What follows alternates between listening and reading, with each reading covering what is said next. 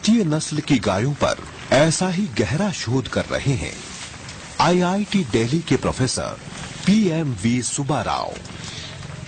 सुब्बाराव ये जानने में लगे हैं कि भारतीय नस्ल की गाय का दूध इतने विलक्षण तत्वों वाला क्यों है। सुब्बाराव अध्यात्म और विज्ञान को एक ही रूप मानते हैं। इनका गाय पर यह शोध 14वीं शताब्दी के एक महान संत अन्माचार्य से शुरू होता है। अन्माचार्य कृष्ण भक्त हुए हैं। उन्होंने अपने जीवन काल में भगवान श्री कृष्ण पर 32,000 भजन लिखे हैं। उन्होंने अपने भजनों द्वारा भगवान श्री कृष्ण पर गहरा चिंतन किया, जिसने मुझे काफी प्रभावित किया। जब मैंने गाय के ऊपर प्रोफेशनल तरीके से शोध और चिंतन करना प्रारंभ किया और इनके विचारों को लेकर मैं अपने लेक्चर में हमेशा बात करता हूं, जो कि इससे संबंधित है, तो मेरे ध्यान का मुख्य केंद्र रहा भगवान कृष्ण और गौ माता के बीच का संबंध। आखिर क्यों वे गौ माता के साथ इतना जुड़े रहे? क्या ये सिर्फ भक्ति थी या फिर इसके कोई और गहरे अर्थ हैं? परम पुरुष डटा पशुल गाचनटा सरवु लेंचिना वेनी सांगत्याई दी। सो ये परम पुरुष हैं, अनंत हैं, अनादिकाल से हैं, एंड भगवान है एंड एवरीथिंग, एंड गोपालन है। अगर मैं ये तस्वीर देखूं तो गौ माता के 4 अलग पेट होते हैं और गौ माता जो भोजन लेती है वो दूध बनने से पहले 4 स्तर पर प्रोसेस होता है। ओके, पहले स्तर जहां भोजन प्रोसेस होता है वो एक द्रव्य पदार्थ का रूप ले लेता है और रूमेन नामक इस पेट में जमा हो जाता है, जिसे रूमेन फ्लूइड भी कहते हैं। ये माइक्रोब रिच फ्लूइड है फ्रॉम रूमेन।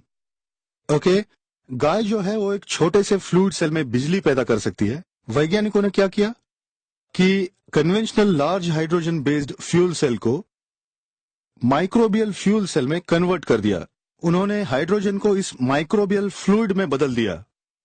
जब उन्होंने उसे चलाया तो उसमें हाइड्रोजन से 8 गुना ज्यादा ऊर्जा पैदा हुई। वैज्ञानिक जगत के लिए हाइड्रोजन से ज्यादा शक्ति वाला फ्यूल कोई नहीं है। और ये रूमेन फ्लूइड जो साधारण घास से तैयार होता है वो 12 गुना ज्यादा शक्तिशाली है थ्योरी के आधार पर, और एक्सपेरिमेंट करने के बाद वो 8 गुना ज्यादा शक्तिशाली सिद्ध हुआ conventional hydrogen based fluid cell से। ये वो तस्वीर है जो मैं बचपन से देख रहा हूं। इस पर्टिकुलर जगह को गौ माता के अग्नि का स्थान मानते हैं। जरा प्लीज अब हम इन दोनों तस्वीरों को एक साथ लगाकर यहां देखते हैं। ये स्थान अग्नि का है और रूमेन का भी यही स्थान है।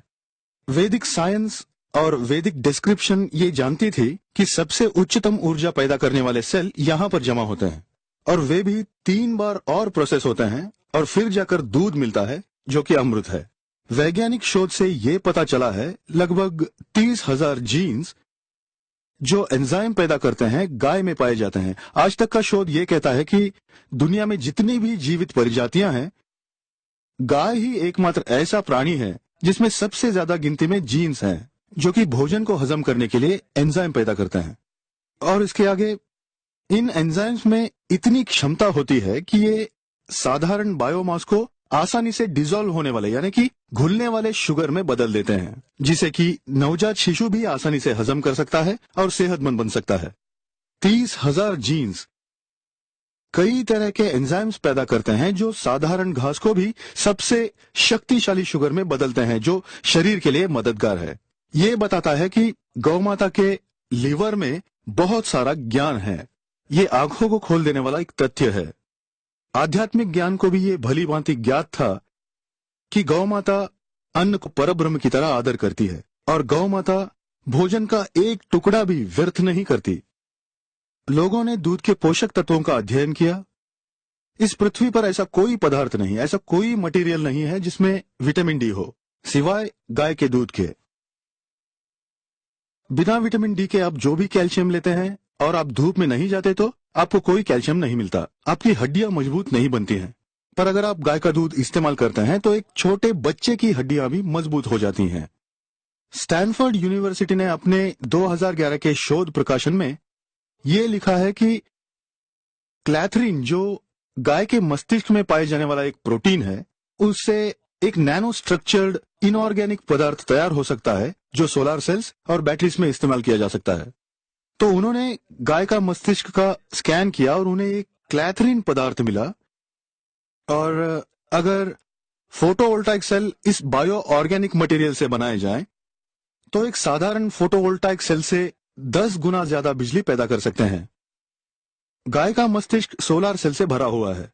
अब अगर आप इसको देखें तो ये सूर्य का स्थान है, गौ माता के मस्तिष्क का दायां भाग, और ये पूरा हिस्सा सूर्य नाड़ी मंडलम कहलाता है। लगातार सूर्य की ऊर्जा एकत्रित होती है जो कि सीधी र्यूमेन में चली जाती है, जिससे विटामिन डी पदार्थ रूप में दूध में ही तैयार हो जाता है।